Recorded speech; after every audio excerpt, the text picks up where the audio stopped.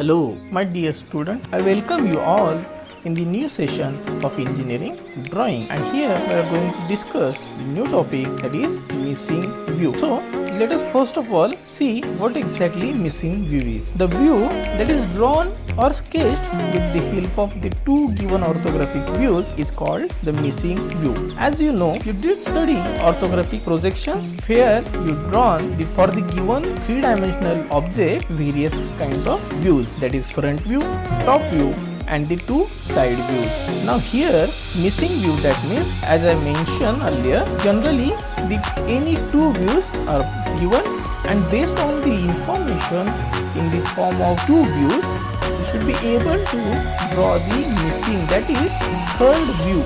It might be a front view or a top view or side view. So generally two views are given. Now let us start today's session. Generally most of the students in engineering drawing course find it difficult to visualize an object from two orthographic views. So to overcome this difficulty, assume the object as geometrical solids such as prism, cylinder, pyramid, cone and so on. It is impossible to determine whether the shape is addition or subtraction by observing only one view. Therefore, each orthographic view of an object must be referred systematically back and forth. And here, sound knowledge of projections of points, lines, planes and solids is required in solving the problems of missing view. If you remember, in this curriculum we have had a discussion on projection of line, planes, even solid. So that will help you to solve the cases of missing views. In orthographic views, if a line or lines are not drawn in order to test the understanding of the students, such lines are known as missing lines. Similarly, if among the three views only two views are given, then the third view will be known as missing view. Generally, the following procedure is followed. So, what is the procedure? Let us see. First of all, while solving cases of missing view, always from the given orthographic views, try to visualize an object and prepare a pictorial view. Remember, in the given unit or in the given topic, as I mentioned earlier, the two views or simple orthographic views of the objects are generally provided, and based on it you are supposed to finish or you are supposed to draw the remaining view, remaining missing view. So therefore, here from the given orthographic views, try to visualize an object and then prepare a pictorial view or prepare a rough sketch of the given object from the simple orthographic views. From pictorial view now, prepare orthographic views and compare with the given views. काय सांगितलं? जे दिलेला आता जो तुम्ही जो pictorial rough sketch काढली की नाही, त्याच्यावरून आता काय करायचं, तो ऑर्थोग्राफिक व्ह्यूज जे ड्रॉ केलेले आहेत, पहिलेच जे दिलेले आहेत त्यांच्याशी कंपेअर करायचं. Read carefully each line in each view and find out corresponding projections from another view. Okay, then let us see. This can be only possible when you do much practice. So therefore, we need a lot of practice to handle or to tackle with the topic missing view. So without wasting a time, let us start our today's session. As you can see, a three-dimensional object is given and its corresponding two views are provided. A front view is given and the side view is given.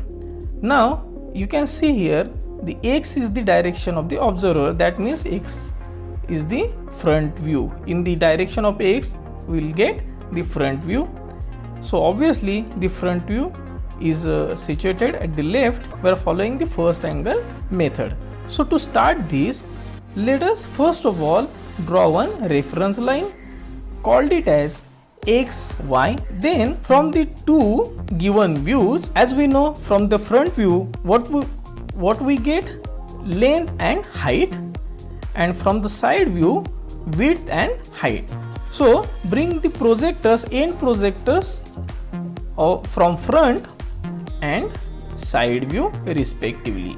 So here you can see I have brought the projectors, overall projectors, end projectors from the front in similar way by drawing one line or projector at 45 degree, because we need here, this is the basic principle of the orthographic projections. So bring the projectors, end projector from the side view as well towards the top view.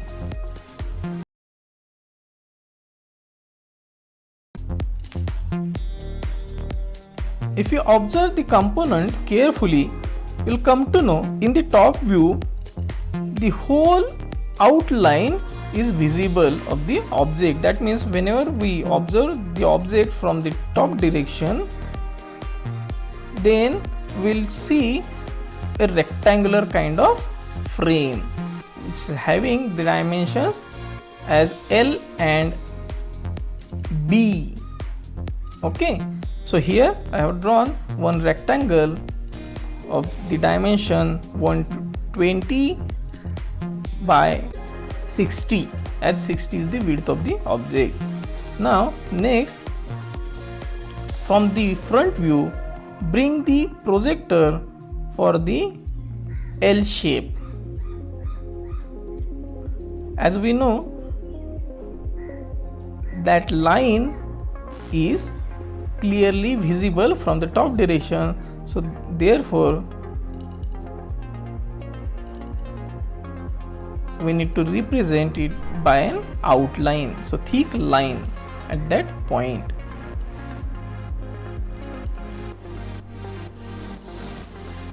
So in this way we have finished that vertical plane of the mid portion of the object.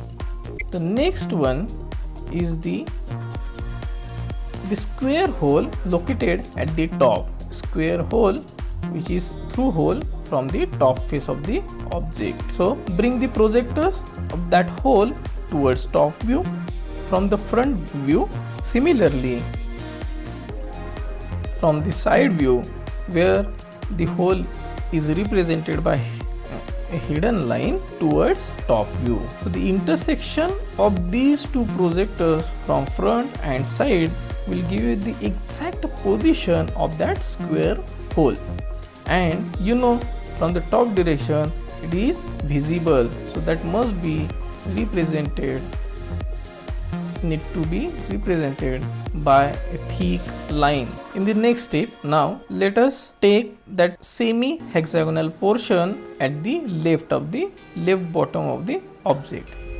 From the side view, take the projections where that semi hexagonal shape changes the plane. So bring the projectors for the 2 points from side view towards top view, and already we have projected the 2 corresponding planes from the front direction.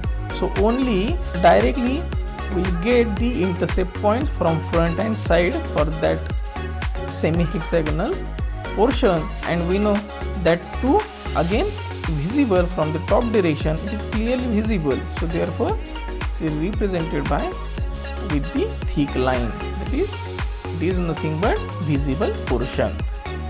Next one is the semicircular hole present at the bottom left of the object. Again bring the projectors of the whole semicircular hole from side toward top view, and we know that hole is not visible from the top direction whenever we observe it, so therefore that must be need to represent with the dash line, that is hidden line.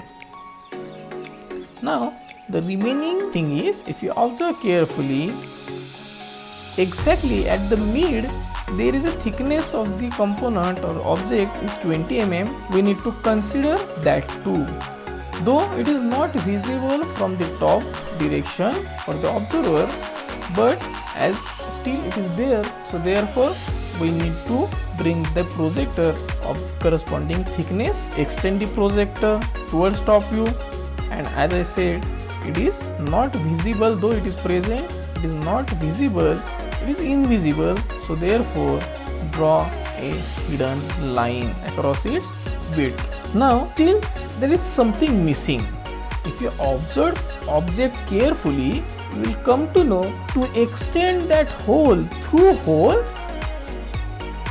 of the object, which is basically through this bottom. So therefore need to extend the projectors of that corresponding hole up to the edge of the vertical thickness of the object. As you can see on your screen, I have just extended the projectors and drawn with the and represented with the dash line. That is, the meaning of this is the whole semicircular hole is throughout the base of the object.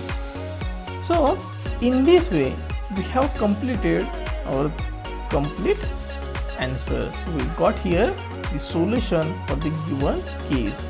And don't forget to represent the center line, which is generally a long dash, short dash kind. I hope you have enjoyed this session and you got the basic concept of missing view.